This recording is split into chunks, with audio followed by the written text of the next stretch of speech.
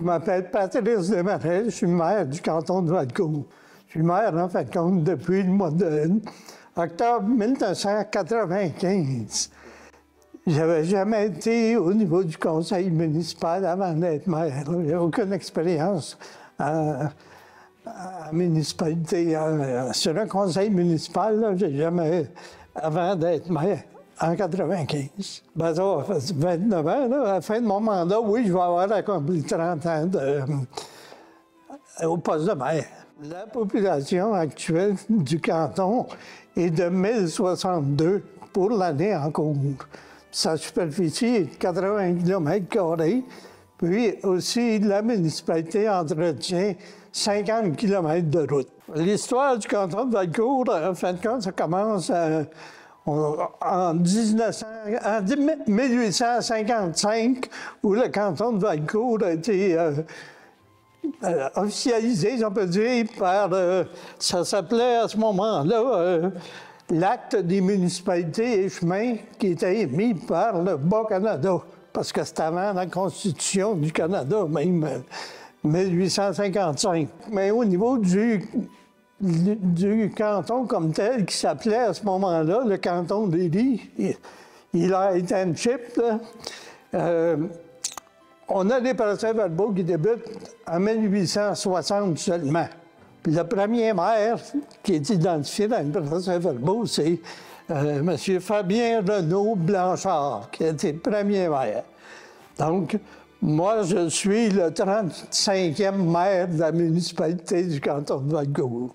Le canton de Valcourt, qui s'appelait le canton d'Élie, comme j'ai mentionné tantôt, comprenait la partie actuelle sud-ouest de Racine, la partie aussi de la ville de Valcourt, qui faisait partie du canton de Valcourt. Il y avait aussi Maricourt, qui faisait partie du canton de Valcourt. Puis il y avait aussi Béthanie. Tout ça faisait partie du canton d'Élie. En 1864, la partie de Maricourt s'est dissociée du canton de Valcourt, qui est devenu à ce moment-là, ça s'appelait à ce moment-là Sainte-Marie-d'Élie. Ensuite de ça, c'était suivi par Racine en 1912. Racine s'est désassocié du canton d'Élie.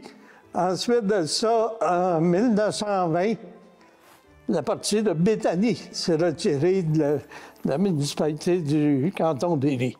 Et en 1929, la ville de Valcourt, le village de Valcourt, qui s'appelait village à ce moment-là, a constitué une corporation aussi du village de Valcourt. Et plus tard dans le temps, en 1965, le canton d'Élie est devenu le canton de Valcourt.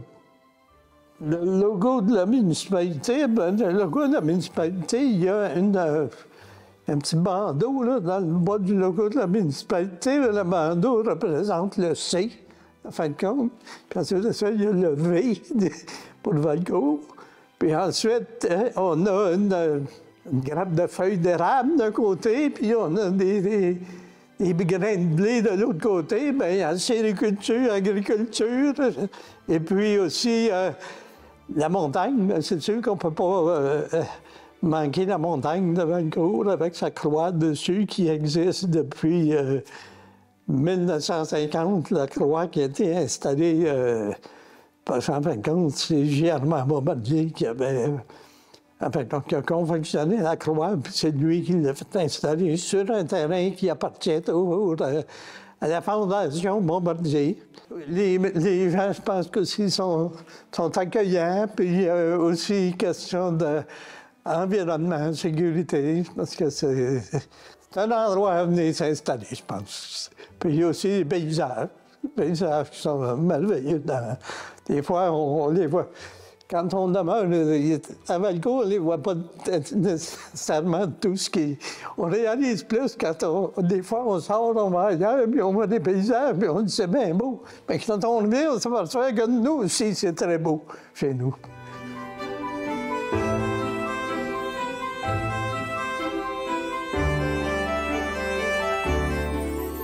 France Bissonnette. Je suis administrateur de la Fondation Armand Bombardier, retraité du travail, mais toujours administrateur. Boscobel. C'est un nom qui est particulier, que la plupart des gens n'ont jamais entendu. Et d'où ça vient, je pense que c'est la première question la plus importante. Ça vient d'Angleterre et ça commence en 1630 à peu près. Et il y avait eu une révolution des habitants qui ne voulaient plus avoir la royauté. Alors ils ont, dans ce temps-là, le roi s'appelait Charles Ier. Ils l'ont décapité.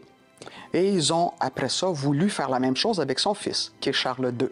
Mais celui-là s'est sauvé dans le bois. Et il est arrivé à une ferme où il y avait possibilité peut-être de se réfugier. On est dans le bois, tout ça.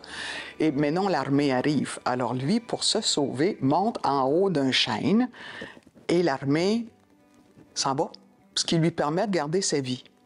Alors à ce moment-là, il a nommé cet endroit-là, non pas dans un mot anglais, mais un mot italien, qui est Bosco pour un bosquet, voilà, je vais te le dire, et belle pour beau. Alors, un beau bosquet a donné Boscobel. Et c'est comme ça que Boscobel est né. Maintenant, on est en 1630. Et c'est pas en 1630 que Boscobel est arrivé à Valcourt. Il est arrivé, comment c'est arrivé ça? Grâce à un immigrant anglais qui s'appelait William Hackwell, qui est arrivé ici en 1840, je crois, évidemment en bateau, et il a habité à Montréal. Maintenant, comment William Hackwell a rencontré le colonel Coffin, j'en ai aucune idée. Je n'ai pas réussi à trouver l'information nécessaire. Mais le colonel Coffin a hérité par la couronne de terres à vendre. Et ça, c'était South Ely, là où on est présentement. Et M. Coffin a demandé à M. Hackwell de bien vouloir s'occuper de vendre les terres, s'il était capable, évidemment. Et M. Hackwell est arrivé ici, et il a décidé, lui, de fonder le village de Boscobel. Et c'est pour ça qu'on s'est ramassé avec le village de Boscobel vers la fin des années 1860-70, je dirais. Alors, les industries qu'il pouvait avoir à Boscobel dans ce temps-là, les principales, je ne parlerai pas des autres petites qui sont peut-être moins importantes, c'est une scierie et une pommeraie. Alors, les Hackwell, c'est ceux qui s'occupaient des pommes. Et la scierie était occupée par les Copping. Et les Copping, non pas Coffin, mais Copping. Alors, ça se ressemble un peu, ça, puis il ne faut pas mélanger les F et les P. Mais Copping, c'était des gens qui habitaient à Rawdon et que M. Hackwell est allé chercher pour l'aider à bâtir Boscobel. Maintenant, quand les Copping sont arrivés, moi aussi je me mélange, quand les Copping sont arrivés, il y avait déjà la scierie était déjà en fonction. Alors, ils ont juste racheté à des frères qui s'appelaient les M. Shepherd et ils ont donc racheté à ces messieurs-là la scierie pour agrandir et devenir l'importance qu'elle pouvait avoir à ce moment-là. Oui, village. Et là-dessus, je me suis tourné les pouces beaucoup parce que j'ai entendu toutes sortes de mots autour et le mot qui semblait le plus employé, c'était un hameau, ce qui n'est pas le cas de Boscobel. Boscobel était vraiment un village. Pourquoi un village? Parce que moi, j'ai vu que dès qu'on a... Pour avoir une ville, il faut 2000 habitants. Alors, Boscobel était en deçà de 2000 habitants. Cependant, il était organisé. Il y avait l'église, un bureau de poste, il y avait une école, il y avait... en fait, c'était organisé en village. Alors déjà, on peut dire que Boscobel était vraiment un village, déjà, tant qu'on parle des années 1870-80. Le vestige, je pense que le monde voit le plus quand ils viennent à Boscobel, il reste une maison, style victorien, qui appartenait au Copping. Et sur 3 maisons, il n'en reste qu'une seule. Elle est en désuétude totale. C'est dommage, mais visiblement, c'est ça. Et 3 rues. qui porte encore le nom. Alors, le chemin Boscobel, le chemin du ministre. J'aimerais spécifier pour les gens qui écouteront que le ministre n'est pas un ministre du gouvernement, mais comme c'était des anglicans, le ministre, c'est le prêtre. Alors ça, c'est peut-être le fun de le dire. Et une rue qui s'appelle Skibérine.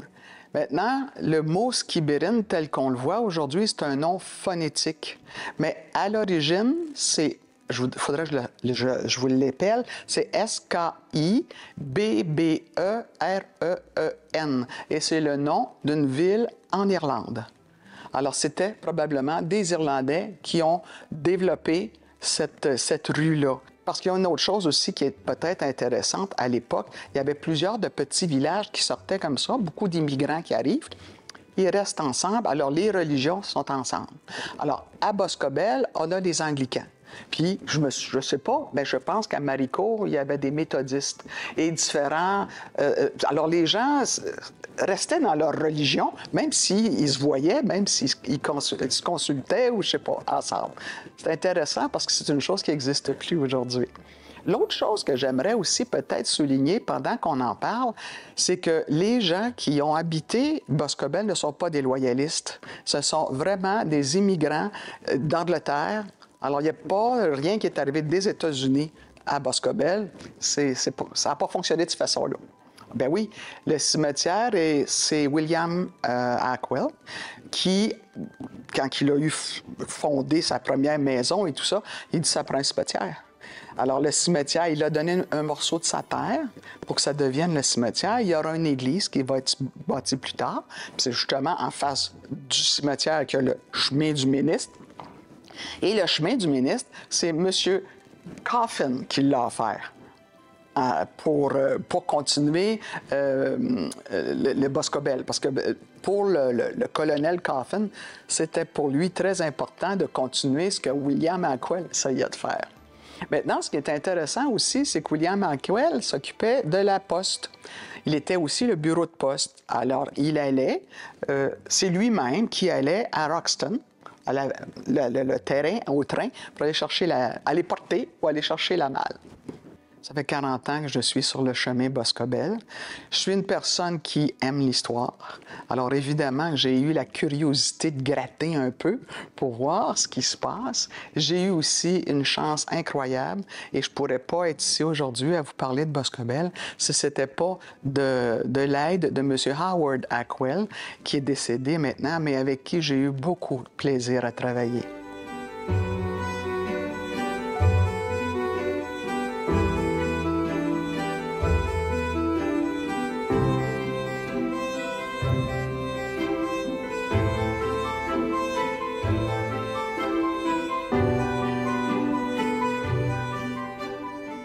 Je m'appelle Amélie Brien, je suis copropriétaire de la ferme familiale, la ferme Elixir à Racine avec mes parents et j'ai une terre là, dans le canton de Valcourt. On est vraiment chanceux dans Valcourt, dans le canton de Valcourt. On a vraiment une très belle diversité au niveau des productions.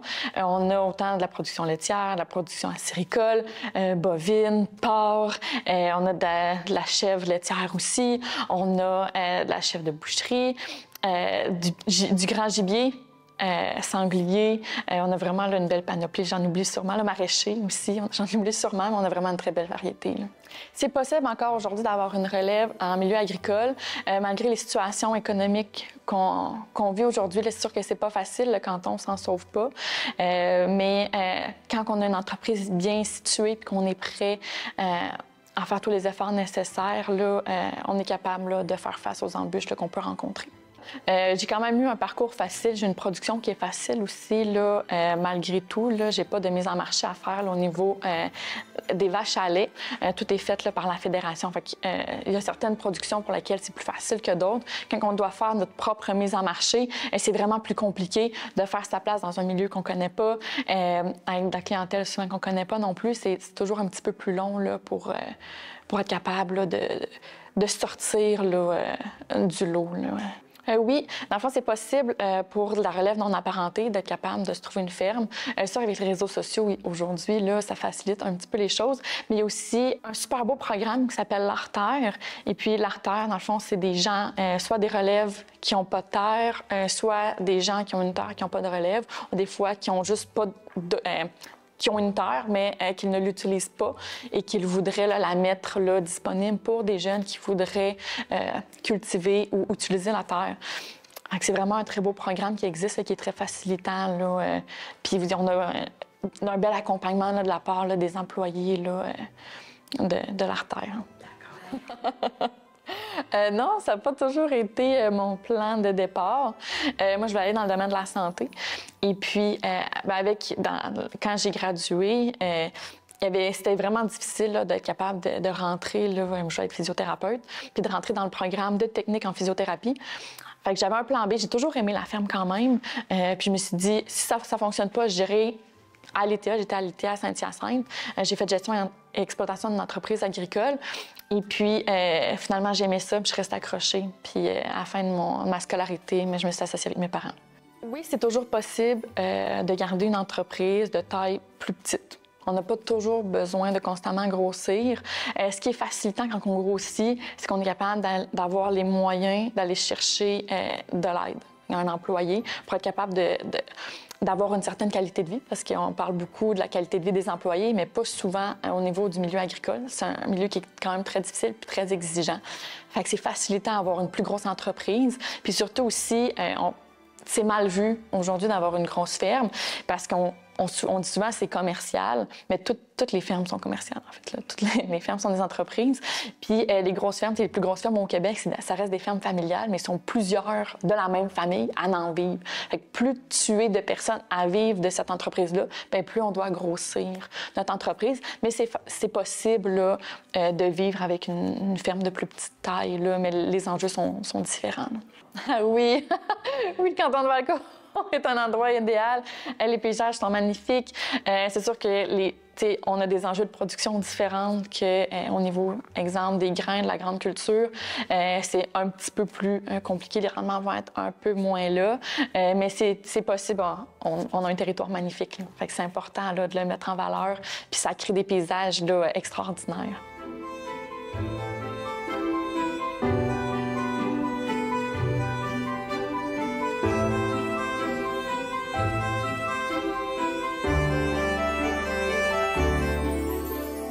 Mon nom est Réal Bombardier, fondateur d'Entreprise Courval. Donc, j'ai commencé à faire du bricolage en mécanique, en soudure. Puis, à un moment donné, ça a comme monté tranquillement. Puis, c'est devenu une entreprise qui est quand même reconnue aujourd'hui. Hein. Bon, dans le temps, on va vous dire, on pensait que c'était pas facile, là. Mais je pense que c'est encore plus difficile aujourd'hui. On avait besoin de la main-d'œuvre, on l'engageait, là. Puis on avait de la main-d'œuvre. On la formait, puis il me semble. Je constate qu'aujourd'hui, les jeunes ont bien plus de misère que nous autres à prendre l'expansion. Bon, moi, au début, j'ai commencé en mécanique soudure, et après ça, c'est allé en hydraulique. Je faisais des machines, disons, que je pensais à moi-même que les autres me demandaient. Après ça, je la concevais, puis on l'améliorait. Ça a commencé comme ça, puis avec les années, on s'est spécialisé en autre chose, en équipement de manutention. Quand Bombardier, on commençait à faire des motomarines, c'est nous qui avons fabriqué tous les convoyeurs de manutention. Fait que c'est de là qu'on s'en allait dans l'industrie, dans l'industriel, parce que il y avait plus d'avancement là que faire du custom pour un puis pour l'autre. Hein. Puis aujourd'hui, on est un des fournisseurs, je pense, qui est assez bien coté là. Puis on est même assez bien coté dans l'aéronautique aujourd'hui, parce qu'on travaille avec d'autres industries en aéronautique. Aujourd'hui, c'est mon fils qui, comme on dit, hein, qui drive ça, là, en bon français. Moi, je me suis retiré à un moment donné parce que je trouvais que ça commençait à aller trop vite pour moi. Hein. Bonjour, Steve Bombardier, directeur commercial copropriétaire chez Entreprise Courval, depuis fondé en 82, mais je suis en poste depuis 2011. je pense un peu comme la mentalité de Réal, on n'a pas on n'a pas comme but de devenir une multinationale avec 300-400 employés. Je pense qu'on veut quand même donner le plus d'ouvrages possible à les gens de la région, que ce soit dans le canton, que ce soit les gens de Valcourt ou aux alentours. Mais on aime mieux avoir des emplois stables qu'être trop optimiste puis risquer de mettre l'entreprise en péril. Disons que l'expérience de mon père, oui, effectivement, je l'ai appris à sa façon. J'ai toujours vu la vision plus conservatrice, de faire attention, de ne pas trop dépenser, de ne pas accepter n'importe quel contrat, ces choses-là. Mon parcours à l'école d'entrepreneurship de Beauce m'a fait voir d'autres choses, m'a fait voir d'autres façons de faire qui, aujourd'hui, bien, capable de prendre la part des choses puis de voir qu'il y a d'autres façons de faire aussi qui sont pas nécessairement mauvaises, mais qui me font aussi réaliser que l'approche de mon père qui nous a enseigné était quand même bonne puis elle nous amène aujourd'hui où est-ce qu'on est avec une entreprise qui est solide puis qui est en santé.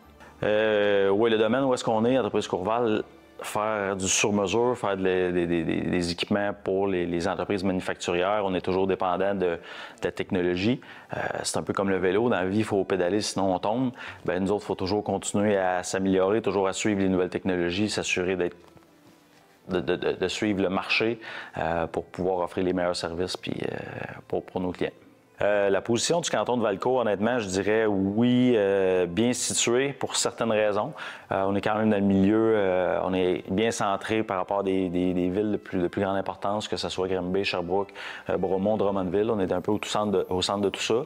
Le petit désavantage de tout ça, c'est son avantage aussi, c'est que c'est peut-être un peu plus difficile d'attirer des gens à faire 50-60 km pour venir travailler dans un plus petit milieu. Par contre, l'avantage que les petits milieux apportent, c'est que les gens sont plus stables.